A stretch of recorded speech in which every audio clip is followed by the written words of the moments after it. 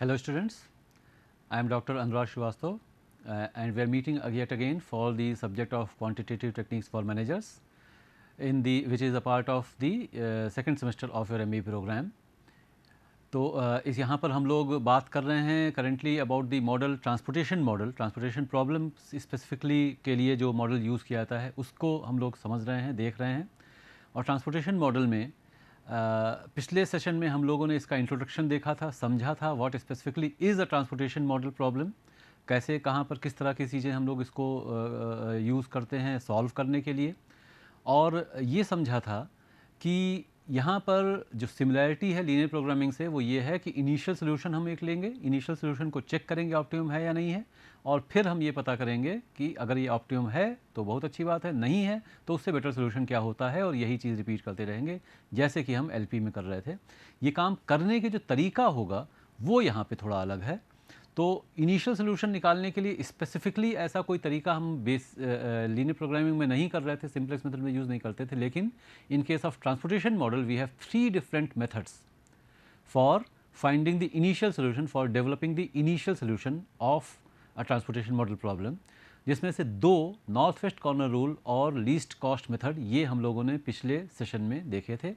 आज हम सबसे अच्छा मेथड देखेंगे, द वॉजेल्स अप्रॉक्सीमेशन method.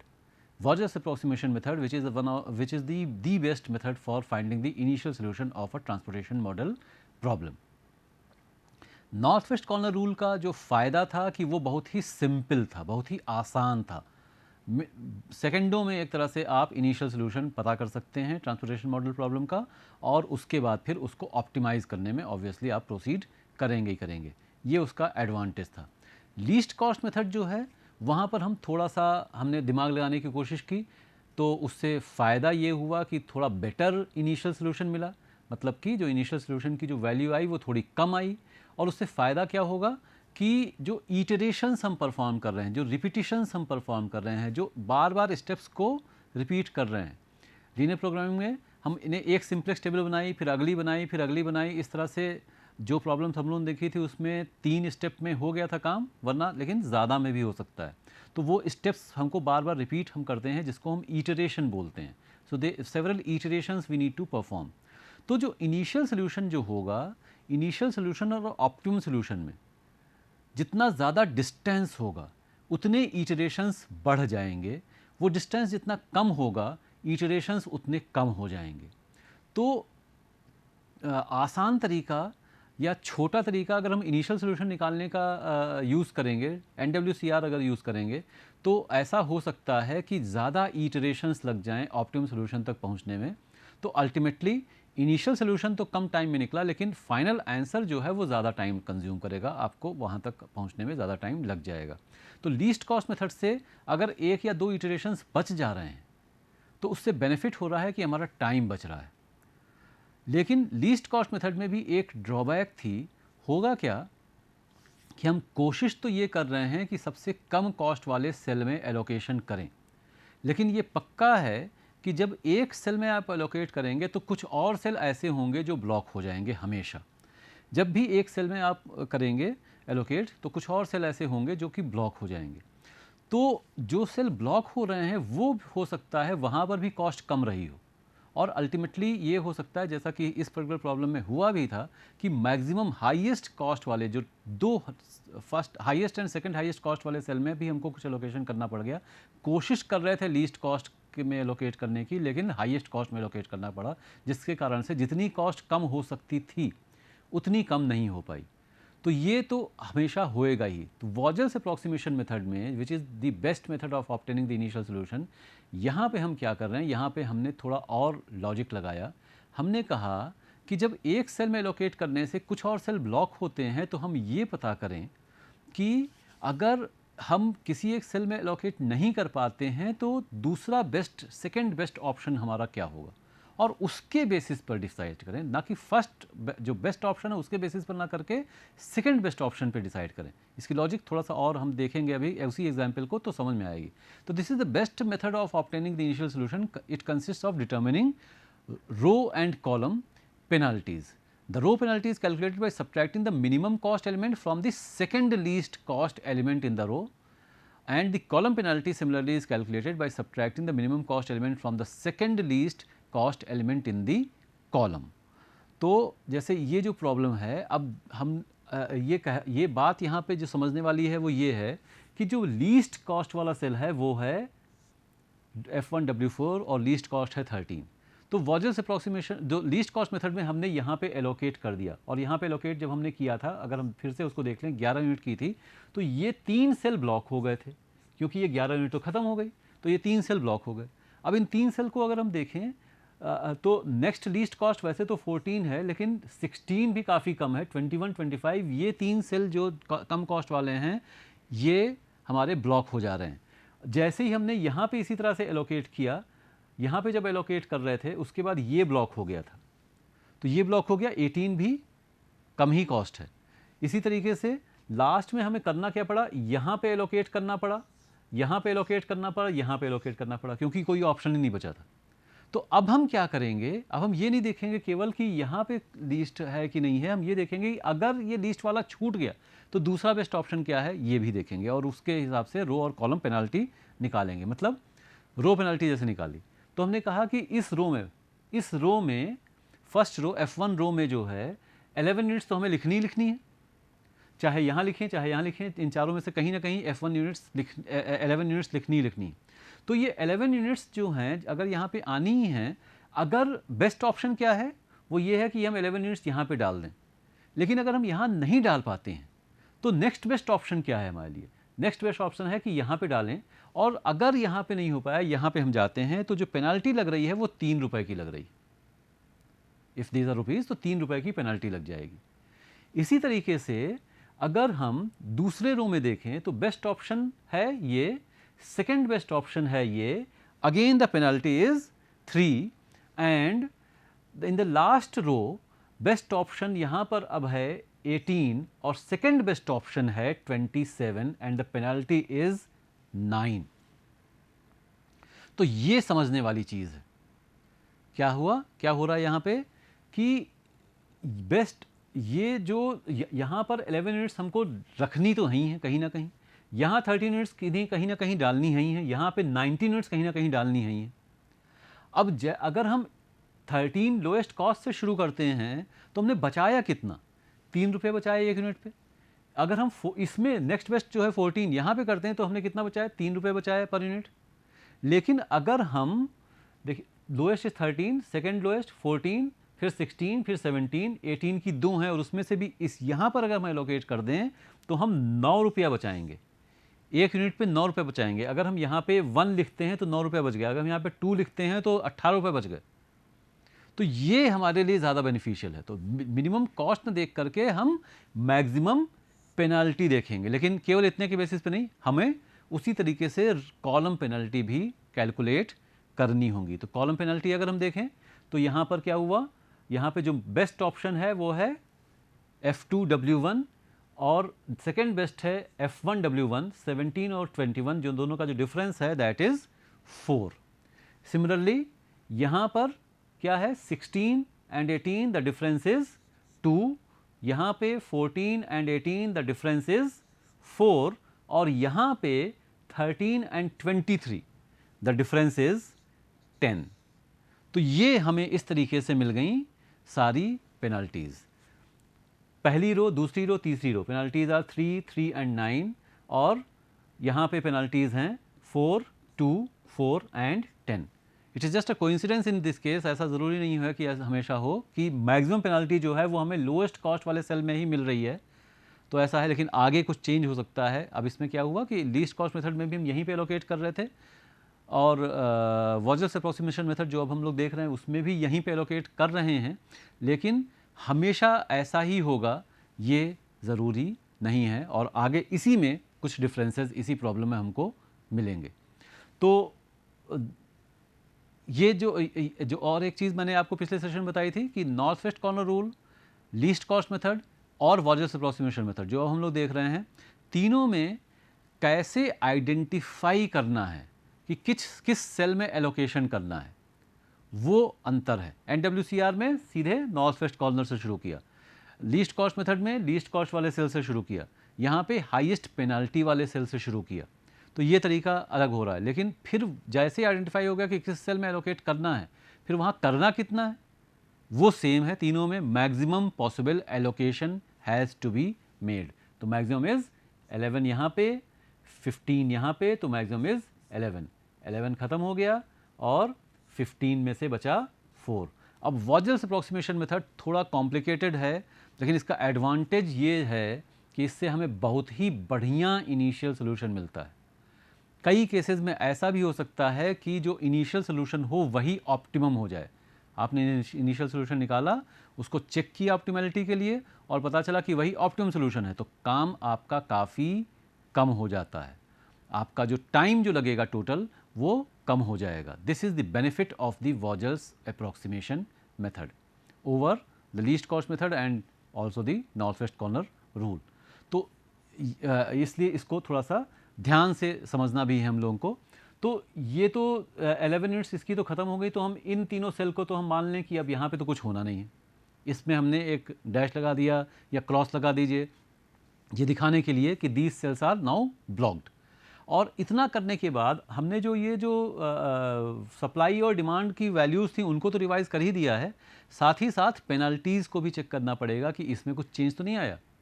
जैसे कि जो पहली रो है उसकी तो पेनल्टी ख़त्म ही हो गई क्योंकि रो ही ख़त्म हो गई। दूसरी रो में तो कुछ चेंज नहीं हुआ है, तो सारे सेल्स एज इट इज़ हैं, खाली हैं, तो इसलिए पेनल्टी सेम रहेगी। थर्ड रो की भी पेनल्टी सेम रहेगी। कॉलम में चेंज हो सकता है, जैसे कि यहाँ पे अगर हम देखें तो यहाँ बेस्ट ऑप्शन जो था वो था 17, सेकेंड बेस्ट जो था 21, वो अब हो गया है ब्लॉक, इसीलिए पेनल्टीज इंपॉर्टेंट है।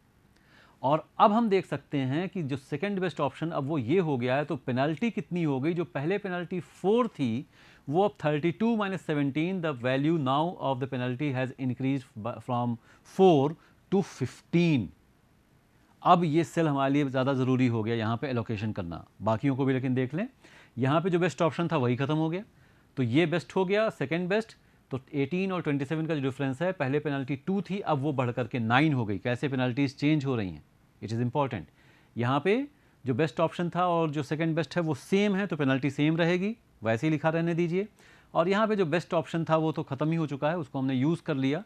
सेकेंड बेस्ट इज़ 23 एंड जो वर्स्ट एक्चुअली है पूरे ग्रिड में ही, लेकिन इस रो के लिए जो सेकेंड बेस्ट है तो 23 तो अब बेस्ट हो गया, और 41, तो दोनों का जो डिफरेंस है वो 10 के बजाय अब हो गया है 18। Now the highest penalty is obviously 18। 15 बहुत बड़ी पेनल्टी है, लेकिन 18 ज़्यादा बड़ी है। अब आप देख सकते हैं जितने सेल्स खाली हैं, मिनिमम कॉस्ट इज़ 14, लेकिन वहाँ पर हम नहीं करेंगे क्योंकि 14 में अगर ये खाली छूट गया तो भी ये ऑप्शन हमारे पास है। लेकिन अगर उससे ज़्यादा कॉस्ट वाला ये सेल है, लेकिन ये अगर खाली हो गया, तो अब हम यहाँ पे हमें लोकेट करना पड़ेगा, और करना तो ही ये जो 4 यूनिट्स बची हैं कहीं ना कहीं तो डालेंगे ही। तो यहाँ डालेंगे कॉस्ट ज़्यादा आएगी, यहाँ डालेंगे कॉस्ट कम आएगी, तो इसलिए यहाँ पर हमने ये 4 यूनिट्स कर दी। 13 की बजाय यहाँ बचा 9, ये ख़त्म हो गया। और ये सेल अब हमने देखिए फ़ायदा क्या हुआ, जो लीस्ट कॉस्ट मेथड में यहाँ पे एक्चुअली हम 4 ही यूनिट डाल रहे थे, वो कॉस्ट हमने बचा ली। 18 × 4, इतनी कॉस्ट अपने आप ही कम हो गई। This is the benefit of the Vogel's approximation method. अब इस पेनल्टी का तो कोई मतलब रह नहीं गया क्योंकि ये कॉलम ब्लॉक हो चुका है।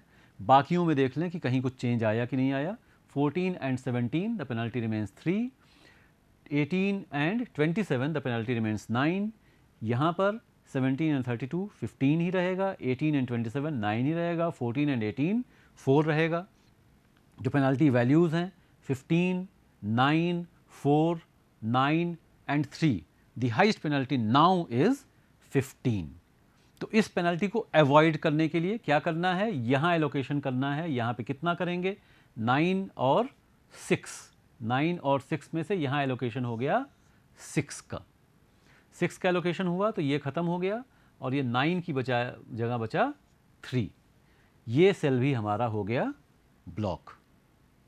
Again we are going to repeat this process जब तक कि हमें पूरा ऑप्टिमम जो इनिशियल सोल्यूशन पूरा कंप्लीट नहीं मिल जाता है। सारी की सारी रोज़ की जो सप्लाई है और सारे जो कॉलम्स की जो डिमांड है वो जब तक पूरी एग्जॉस्ट नहीं हो जाती है।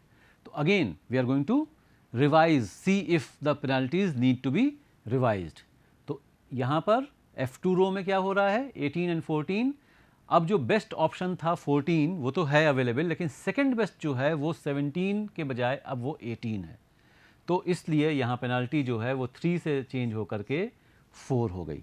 सिमिलरली यहाँ पर देखें अगर, तो यहाँ पर तो चेंज कुछ नहीं हो रहा है, जो अभी तक जो बेस्ट और सेकंड बेस्ट ऑप्शंस वो हमारे अभी भी अवेलेबल हैं। Penalty remains 9। ये पूरी जो कॉलम है वो तो ब्लॉक ही हो गई, तो ये 15 हम हटा दें। यहाँ पे पेनल्टी रिमेंस 9, यहाँ पर भी पेनल्टी रिमेंस 4। तो 9, 4, 4 एंड 9 ये मिल रहा है। हाईएस्ट पेनल्टी जो है वो 9 है, लेकिन वो दो जगह पर है, यहाँ पर है इस सेल के लिए और यहाँ पर है इस सेल के लिए। टाई हो रही है, तो टाई के केस में कोई दिक्कत नहीं है, किसी में भी आप एलोकेट कर सकते हैं। ये हमारा इनिशियल सोल्यूशन निकालने का तरीका है, ये ध्यान रहे। तो इस मेथड का हम यूज़ कर रहे हैं for finding the initial solution. This method is not for finding the optimum solution. तो इनिशियल सोल्यूशन अब ऐसा क्या हो सकता है इस केस में, हालांकि ऐसी कोई प्रॉब्लम, ऐसी कोई डिफरेंस नहीं आएगा। यहाँ पर हम अगर इस पेनल्टी को अवॉइड करने के लिए पहले यहाँ पर एलोकेट कर दें, या इस पेनल्टी को अवॉइड करने के लिए पहले यहाँ पर एलोकेट कर दें, दोनों केस में बाई कोइंसिडेंस यहाँ पर तो हमें सेम ही आंसर मिलेगा, सेम इनिशियल सोल्यूशन मिलेगा। लेकिन अक्सर अलग भी आ सकता है, तो उससे कोई दिक्कत नहीं है। इस यहाँ पर दिमाग ज़्यादा लगाने की ज़रूरत नहीं है, क्योंकि इसको ऑप्टिमाइज़ तो हमको बाद में करना ही करना है।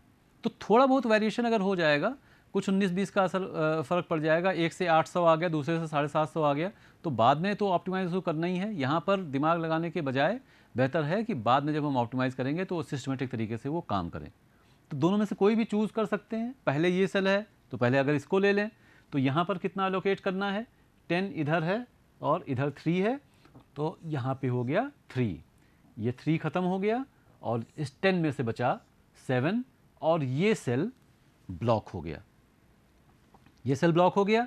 तो अब यही दो सेल बच रहे हैं और जो 7 यहाँ पर रिक्वायरमेंट है, 12 यहाँ पे रिक्वायरमेंट है, 19 यहाँ पर अवेलेबिलिटी है।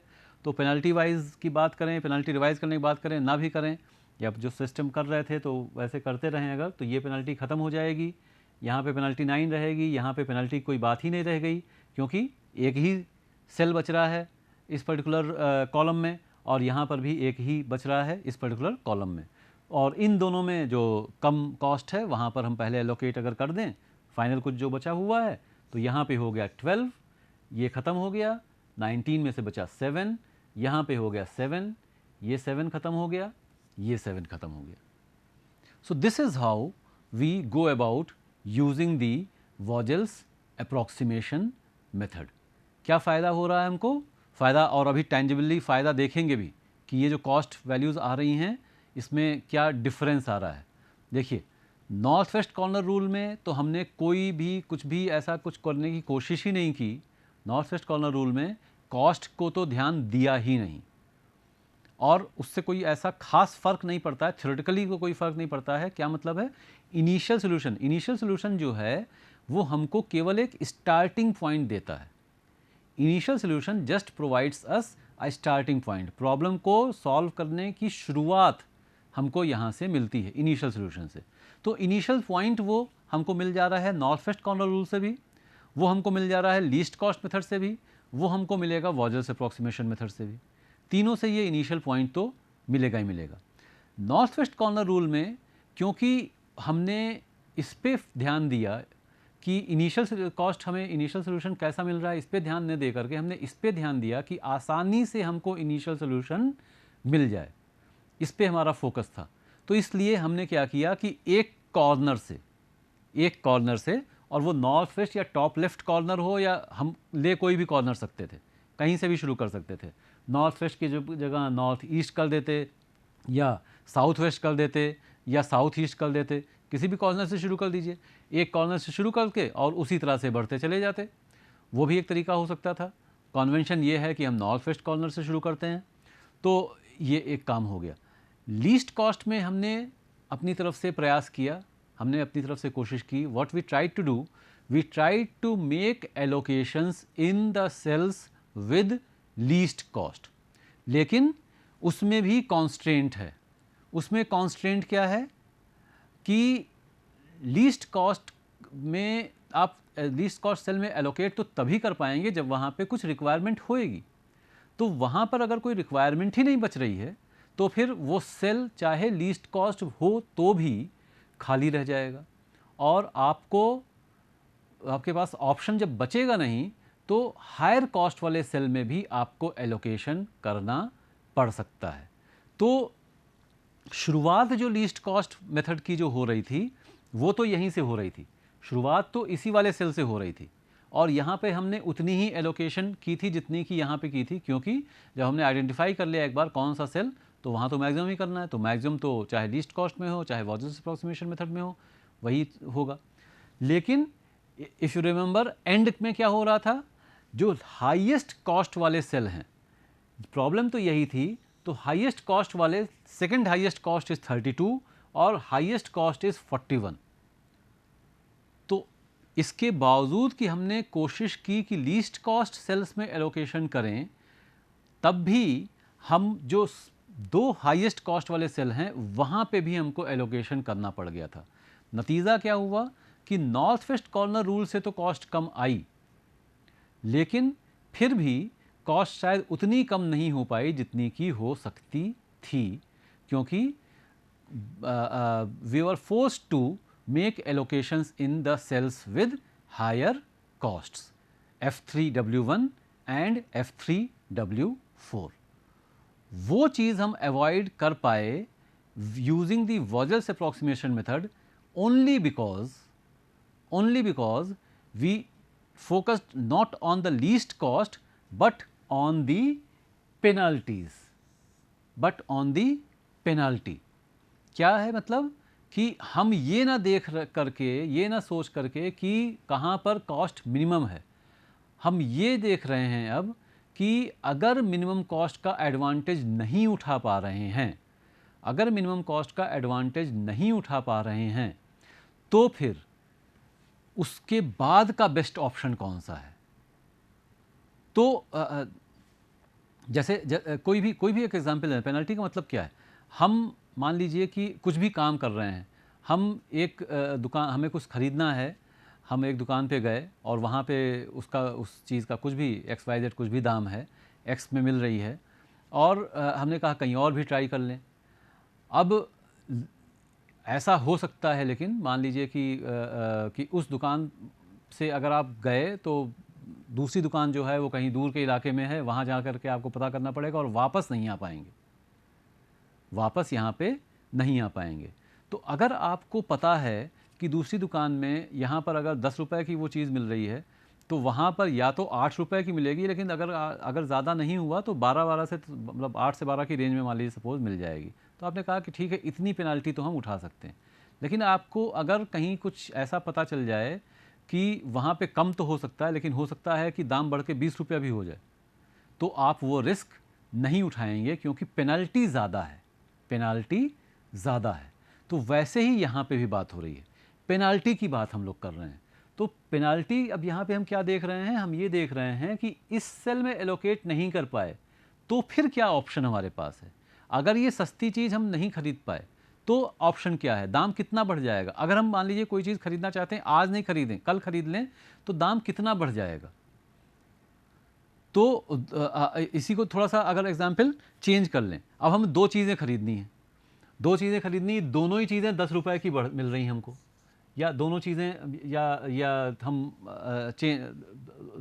एक 10 की मिल रही है, एक 20 की मिल रही है। दो चीज़ें हैं, 10 की है, एक 20 की है, और हमारे पास 20 ही रुपये हैं, तो हम दोनों में से एक ही चीज़ खरीद सकते हैं। हमको ये मालूम है कि कल जो है, अगर हम आज एक ही चीज़ खरीदेंगे, कल ये 10 रुपये वाली जो चीज़ है वो तो हमको 30 रुपये की मिलेगी, और ये 20 रुपये वाली चीज़ है वो भी सपोज़ 30 रुपये की मिलेगी।